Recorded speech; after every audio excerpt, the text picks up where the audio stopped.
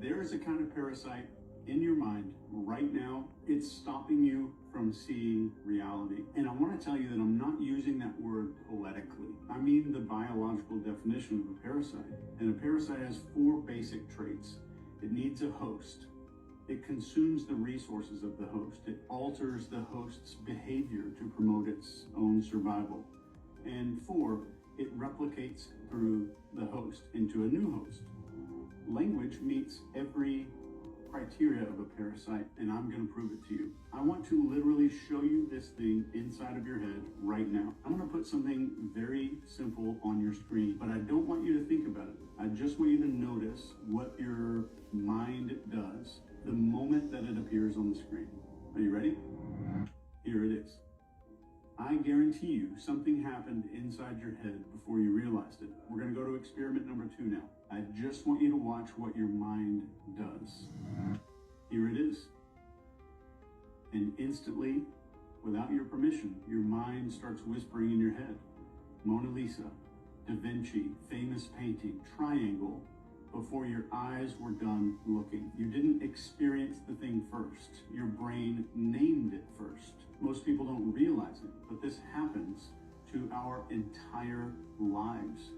We label emotions before we feel them.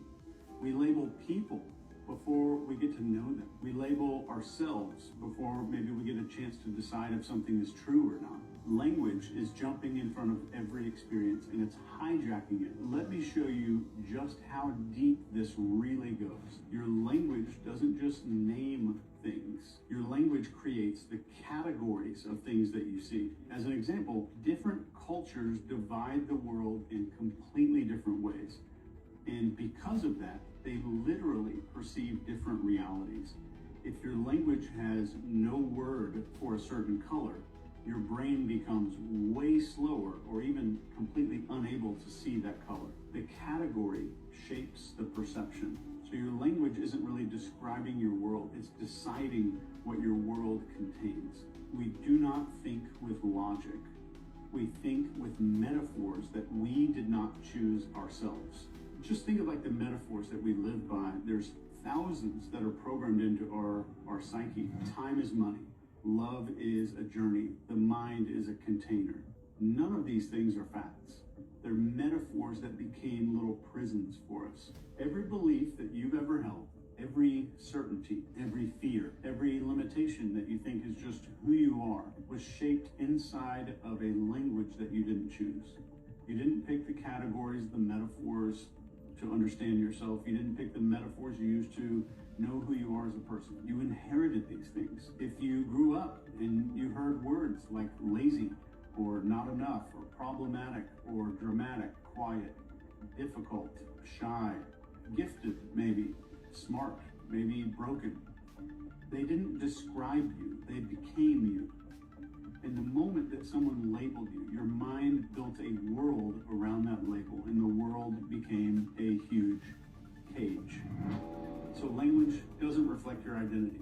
It constructs the identity. In my opinion, the scariest part of that is, once the construction of the identity is complete, we defend it like crazy. We protect the thing that is limiting us. We say things like, that's just my personality, or I've always been like this. Like our identity is some kind of geological fact instead of a language program. But answer this question honestly, and this is another experiment. If you had been raised in another family, another culture, another language with different labels and different metaphors and different narratives, would you be the same person? Of course not. So that means that our identity is not the pure, authentic me that I think I am. It's a side effect of language that raised us. You've only met the version of you that language allowed you to be. And we spend our lives trying to live up to a sound, a word. And language takes every experience that you have and cuts it down to fit inside of a category that existed way before we were ever born. You never met your mother as she truly is.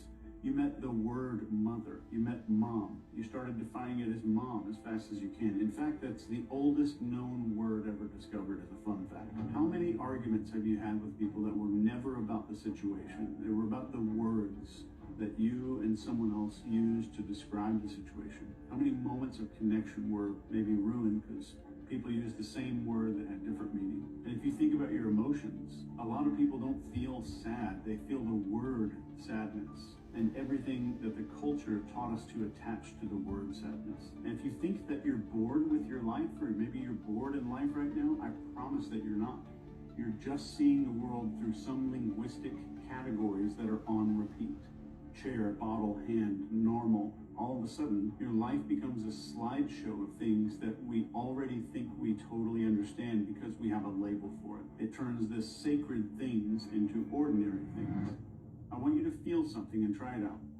Wherever you are, look at the nearest object in the room. Wherever you're sitting, wherever you're standing, don't pick a special one, just whatever's closest. Maybe it's a water bottle or a chair, or maybe it's your hand, anything at all. So, all right, you got it? Good. So now, just for 2 seconds, refuse. I want you to absolutely refuse to name that thing. Don't say the word in your head. Don't categorize it. Don't reach for the concept of what it is. Just look at it without any language. Right there. Notice how fast your mind tries to name it automatically. It's desperate. It can't stand not knowing what to call something.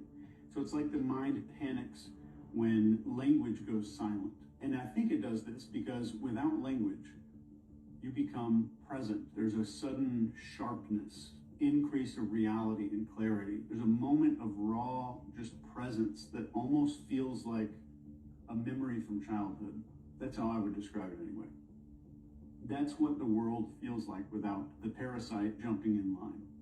The parasite can still be there, but you're just putting it in its actual place where it's meant to be, behind the experience. I want you to think of the most real moment in your entire life. The moment that punched through everything, like the birth of a child, maybe a breakup, maybe a death. Maybe it was a moment of terror, or maybe it was the kind of just incredible awe that just shuts down your breathing. In that moment, there weren't any words. None. Language arrived after that experience, and then it tried to shrink that thing into a sentence because language couldn't hold the size of what happened. That is your proof. Every moment that you felt truly alive in your life was so much bigger than the language that you used to describe it. And if language was just a tool, then we could put it down, but we can't. Try not